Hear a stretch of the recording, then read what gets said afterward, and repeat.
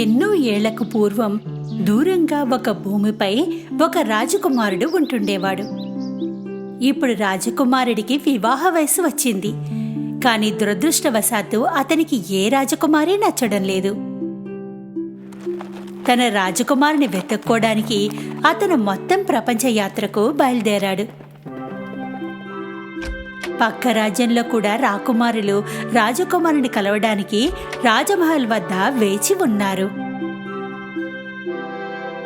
కాని రాజకుమారుడికి సరైన రాకుమారి ఎంచుకోవడం కష్టమవుతోంది.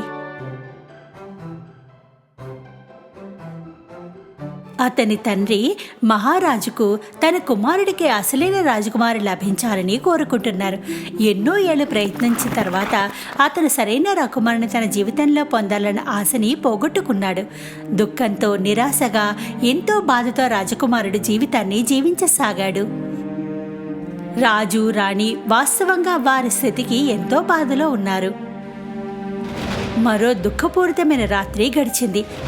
ఆలోచిస్తూ ఉండగా ఒక పెద్ద తుఫాను మొదలైంది.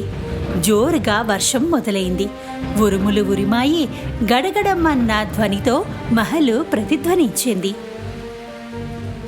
రాజకుమారుడు నిద్రపోవడానికి ప్రయత్నిస్తున్నాడు, కానీ చాలా కష్టపడ్డాడు. ఎందుకంటే తన కిటికీ వద్ద మెరుస్తున్న ఉరుముల్ని చూస్తుండిపోయాడు.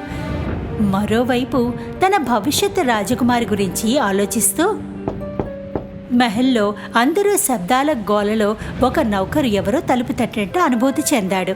అతను తలుపు తెరిచాడు. వర్షంలో తడిసిన ఒక అమ్మాయి వణుకుతూ కనిపించింది. మొత్తం రాజ్యంలో పేద కన్యలు ఎంతో మంది ఉన్నప్పటికీ ఆమె ఎంతో నాజుగ్గా ఉంది. ఎంతో కష్టం మీద ఆమె మాట్లాడింది. మీరు నన్ను దయచేసి లోపలికి రానివ్వగలరా? నేను ఒంటరిగా ఉన్నాను. అడవిలో దారి తప్పాను. నౌకరుకు ఆమెపై దయ కలిగింది. అతను వెంటనే రాజు, రాణుల వద్దకు వెళ్లి కబురందించాడు. ఈ పరిస్థితుల్లో మనం తెలియని వారిని లోనికి రావద్దని చెప్పలేం. ఆమెను లోనికి తీసుకురండి. రాజు వెంటనే సేవకునికి దీని గురించి సూచన ఇచ్చి ఆదేశించాడు. గార్డ్ ఆ అమ్మాయిని లోపలికి పిలిచాడు. గెస్ట్ రూమ్లో చిమ్నీ ఎదురుగా కూర్చోబెట్టాడు. అమ్మాయి తడిసిన బట్టలు చూసి రాణి నౌకరికి ఆదేశించింది ఆ అమ్మాయికి మంచి బట్టలు ఇమ్మని. రాణి అమ్మాయి ఒంటరిగా ఉండగా అడిగింది, ఇలాంటి వాతావరణంలో ఈ సమయంలో దేన్ని వెతుకుతూ వచ్చారు? నేను దూరదేశపు రాకుమారిని. నా మహల్లో మా శత్రువులు దాడి చేశారు. నన్ను కాపాడడానికి నా తల్లిదండ్రులను రహస్యంగా సైనికులతో పంపించారు. కానీ అర్ధరాత్రి తర్వాత తుఫాను కారణంగా మేము విడిపోయాము.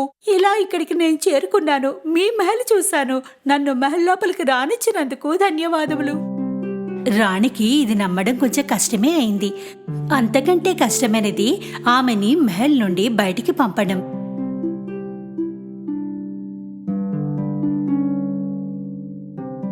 రాజకుమారుడికి ఈ రహస్య అమ్మాయి ఎవరో చూడాలని ఉత్సాహం కలిగింది.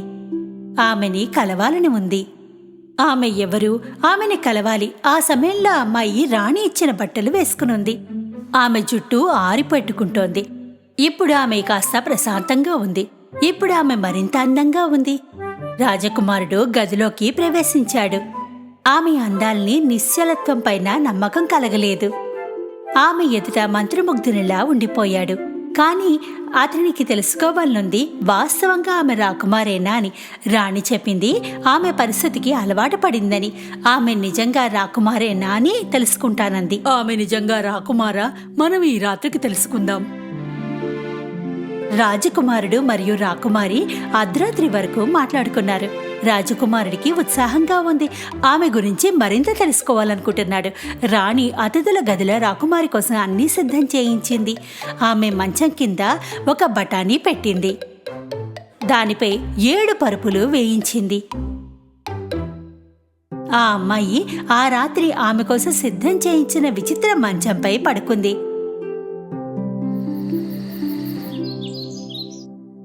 మర్నాడు ఉదయం రాణి ఆ అమ్మాయి లేవడం కోసం చూస్తోంది. ఆమె మేలుకోగానే ఆమెనడిగింది, నిన్న రాత్రి మంచి నిద్ర పట్టిందా? నేను ఎంతో అదృష్టవంతురాల్ని. మీరు నాకు ఆశ్రయం ఇచ్చారు. నాకస్సలు నిద్ర పట్టలేదు. అలాగా? ఏమైందో నేను తెలుసుకోవచ్చా? నా శరీరమంతా నొప్పులుగా ఉంది. నడుం నొప్పెట్టింది. రాత్రంతా నేను ఏదో వస్తువుపై నిద్రపోయినట్టుగా అనిపించింది. రాణి ఇలాంటి జవాబు కోసమే ఎదురుచూడసాగింది. ఆమెకి తెలుసు, ఒక రాకుమారి మాత్రమే పరుపుల క్రింద ఉన్న చిన్న వస్తువునైనా గుర్తించగలదని.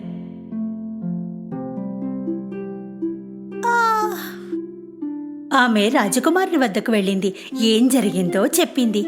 ఇదంతా విన్నాక చివరికి ఆమె అసలైన రాకుమారి అని తెలిసింది. రాజకుమారుడు తన సంతోషాన్ని ఆపుకోలేకపోయాడు. రాజకుమారుడు మహారాజుకి చెప్పాడు ఈ రాజకుమారిని వివాహం చేసుకుంటారని. రాజు కూడా ఒప్పుకున్నాడు. రాజకుమారుడు వాళ్ళ రాజ్యంలో యుద్ధం పూర్తయ్యే వరకు ఆమె మహల్లోనే ఉండవచ్చని చెప్పాడు. అంతేకాదు, వాళ్ళ రాజ్యాన్ని కాపాడటానికి తన సైన్యాన్ని కూడా పంపాడు. కొద్ది కాలానికే రాజకుమారుడు రాకుమారి ఎదుట వివాహ ప్రస్తావన తెచ్చాడు. అయితే నువ్వు నన్ను వివాహం చేసుకుంటావా రాజకుమారి? రాజకుమారి జవాబు అవును అనగాని అతని సంతోషాలకు అవధుల్లేవు.